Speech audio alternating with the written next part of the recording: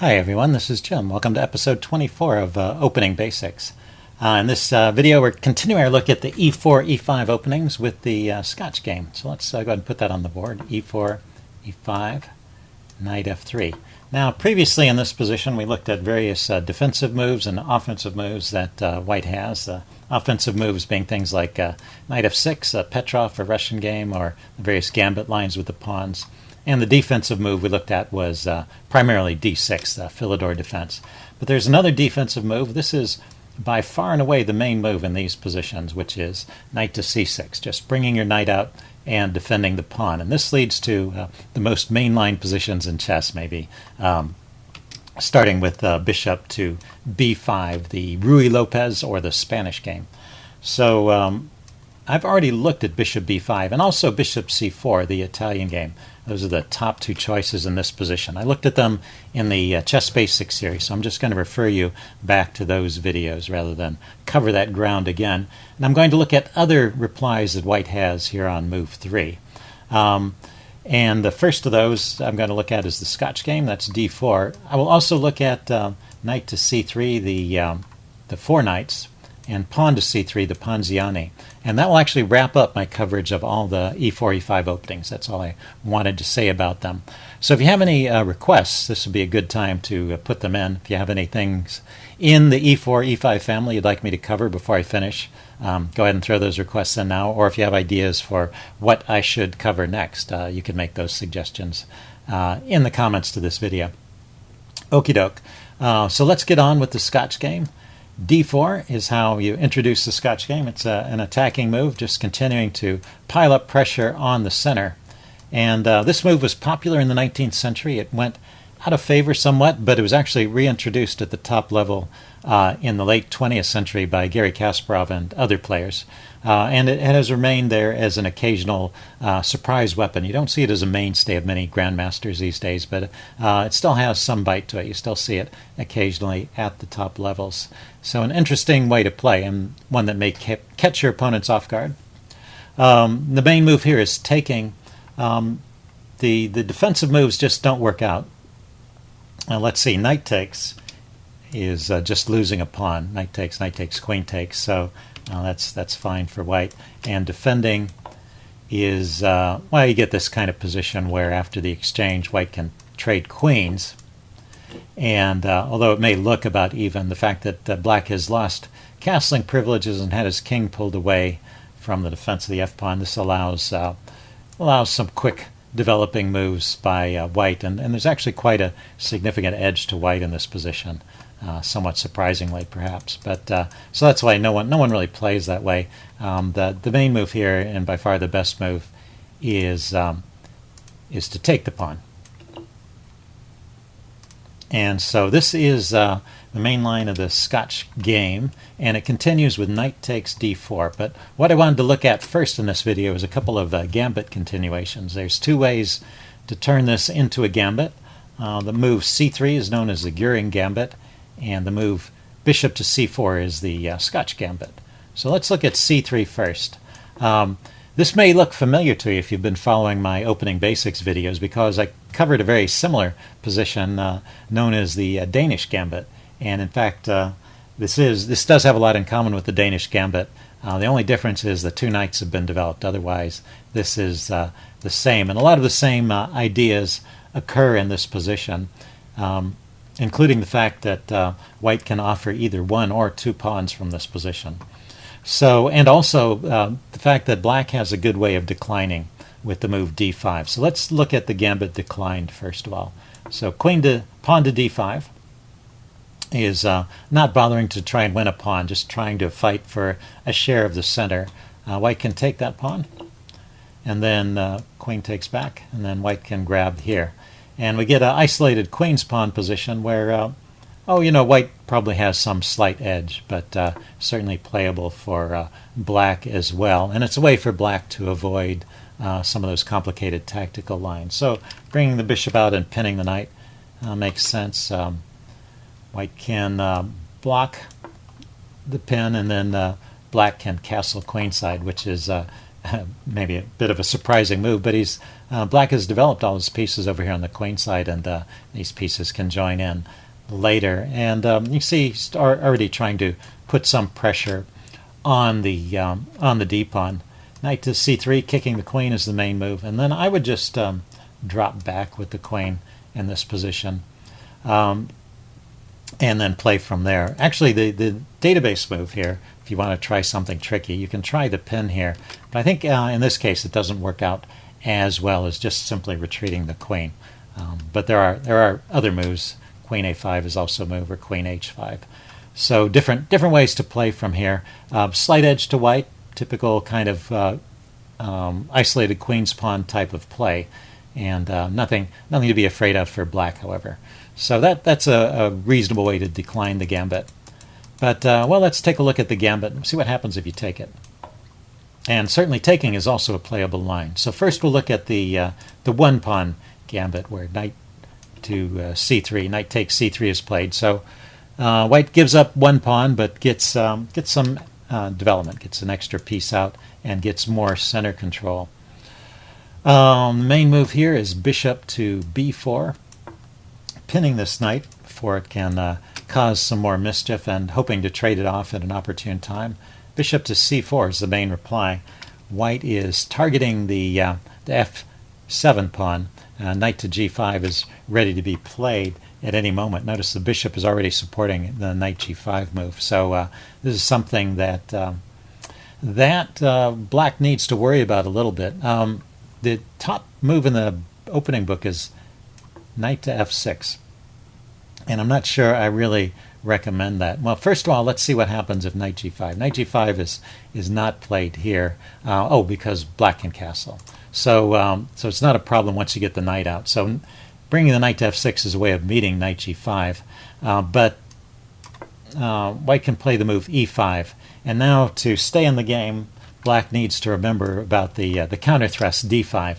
And you may have seen the similar kind of position in the video on the Danish Gambit. These kind of positions arise, but it's not as favorable here. Let's see, e takes, pawn takes, queens come off, and then white grabs another pawn. And because of in the Danish Gambit, the line that I looked at that was similar to this was actually in the two-pawn Gambit, and in this position actually the material is even, and white stands a little better. Let's see. Black can throw in this exchange here, that's with check, and then rook to e8 check. That's the best way for black to stay in the game. And then king to f1. Kind of a funny move, but getting away from the check and not wanting to walk into a pin with the bishop where it could come under fire. So we have 4 pawns against 2 over here and 4 pawns against 2 over here. The material is even. This pawn is dangerous, and it's not so easy for black to round it up. It'll take some time, and white gets an advantage in development. So this is an edge to white, this position. So I don't really recommend playing that knight f6 move. If we back up, even though that's the top choice in the database, I think it's a little safer in this position to play the move d6. And now the main move here is castling. Let's see, we'll come back to, and then the exchange. And now knight f6. And once again, at this point, knight g5 can be met by castling. And black should be okay in this position. But I have to say that even though white is down a pawn, the chess engine rates this as completely adequate compensation for white. So white has a good game here as well. It's when you can be down a pawn and have the chess engine rate this position as about even, you've got something going on. White does have the bishop pair, and these oddly scattered pawns seem to control some key squares. So play can continue. There's lots of tactical ideas here. Queen here if the knight gets chased away. Queen here, batteries. Bishop here, taking a look at perhaps the d6 pawn and breaking through with e5. Lots of different ideas, attacking ideas for white. So an okay position. Let's back up one step. I was curious right here if instead of castling right away, white could also try to play the move knight g5 immediately and force some concessions on black. Once again, it's better to take this knight off first, and then looks like you can defend with knight e5. Okay, knight e5 comes here with a tempo on the bishop, and black should be able to hold this position. It does get complicated after the bishop retreats. There's actually this threat of f4 chasing the knight away, so you have to play h6 immediately. And now if f4 you take, and the knights get traded, and that position is about even, so you can play that position. So that is the Goring Gambit, the one-pawn version of the Goring Gambit. So let's go back to the start. We started with d4, the Scotch game, takes the main move, and pretty much the only move. c3, the Goring Gambit, takes, accepting the gambit. And then the one-pawn gambit is knight takes c3. We already looked at that. The two-pawn version of the gambit, just like in the Danish gambit, is to bring the bishop out to c4, and just allowing black to take another pawn. And black can do this. And once again, it takes a little bit of care to survive. Bishop to b4 check, getting the bishop out immediately is a good idea here, I think.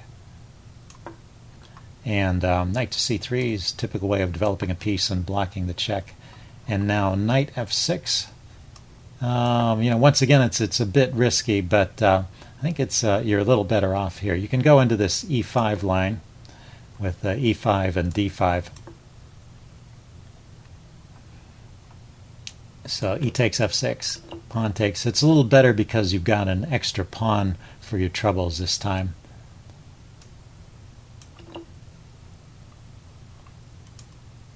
Well, that's interesting. The line given was not the one I was expecting. Queen takes f6 is possible here, and that gives a decent game. You're getting pressure on the knight. It looks kind of funny to have the bishop opposite. The queen opposite this bishop, but looks like black can hold this position and do okay. So knight f6 seems to be playable here as long as you remember that d5 move. So that's the two-pawn gambit. And yeah, I think that's an okay line for black. Let's take a look at that again. Queen takes, and white has some compensation here. So the engine is rating this as only slightly favorable to black. Let's see. Is it safe to just maybe just castles here, and then some trades. Bishop takes. Bishop takes, queen takes, kind of drawing the queen out of play. And then this bishop has been hanging the whole time. Queen e2 check has been suggested here, or bishop takes d5. I guess that's the point. You get one of those pawns back. It's still black is still up 2 pawns here. And black gets to castle. Rook to c1. White's going to get some more tempos, and certainly white has quite a lead in development. But it's hard to see that white really has full compensation for the 2 pawns that he's down. Okay, so that concludes or wraps up the Goring Gambit. Let's go back to the beginning once again. So e4, e5, knight f3, knight c6, d4. The Scotch game takes. c3 is the Goring Gambit. Bishop to c4 is the Scotch Gambit, and that's another interesting gambit. So, just to sum it up on the Goring Gambit, I like the one-pawn version of the Goring Gambit for white, and but the two-pawn version, I think, if black knows what he's doing, black does okay. And I like this bishop c4 line for white as well. Once again, it's not like you're going to get an opening advantage. In some sense, when you play these gambits, you're giving up the opening advantage. But as long as you get adequate compensation, you get an interesting game. I think these gambits are worth playing with and seeing what kind of positions you can get. An interesting thing about this particular one is that it's not so easy to decline. Unlike the Goring Gambit, d5 is not a move here because both the bishop and the pawn are on that square, and you just losing that pawn for not much, and then this pawn can be rounded up later. So that's just giving a pawn back and then losing another pawn. So d5 is no good. So pretty much you've already accepted the gambit whether you wanted to or not. So there's 2 main ways of playing. Bishop to c5 is a way, if you're familiar as black with the Italian game, this is a way where you can transpose into various lines of the Italian game. So for example, castles here, and knight to f6, and e5. This is the Max Lang attack, which I covered in the Italian game. So I'm not going to go into that more, but that's a playable line for both sides. Maybe, yeah, it seems to be okay. I was going to say maybe black was a little bit better, but as I looked at the evaluation, it looks like white is doing fine there. So so that's a reasonable way for both sides to play.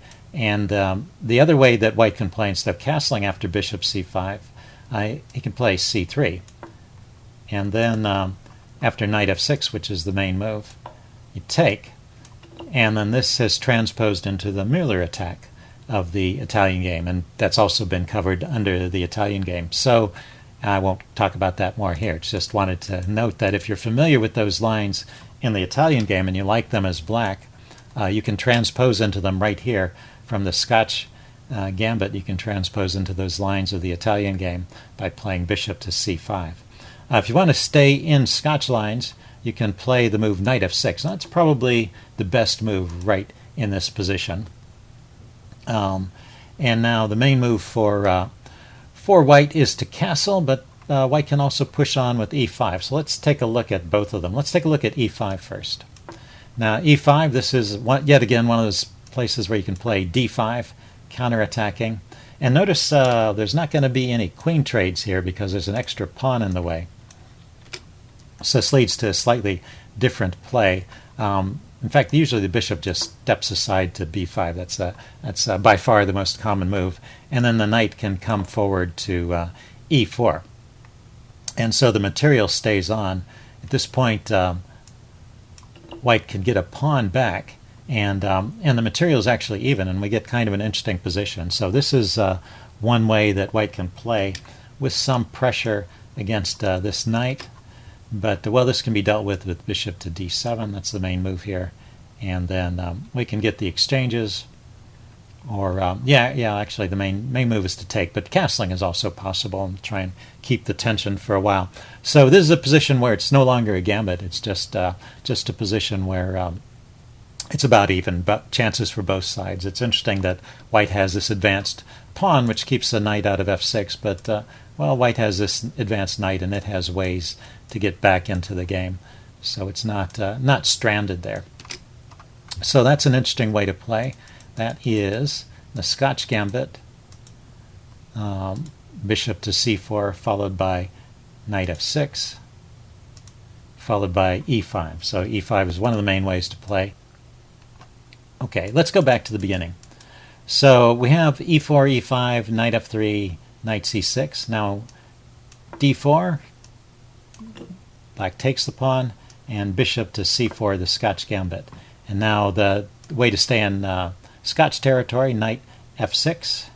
And then the two main replies here, e5 and castles. Let's take a look at castles this time.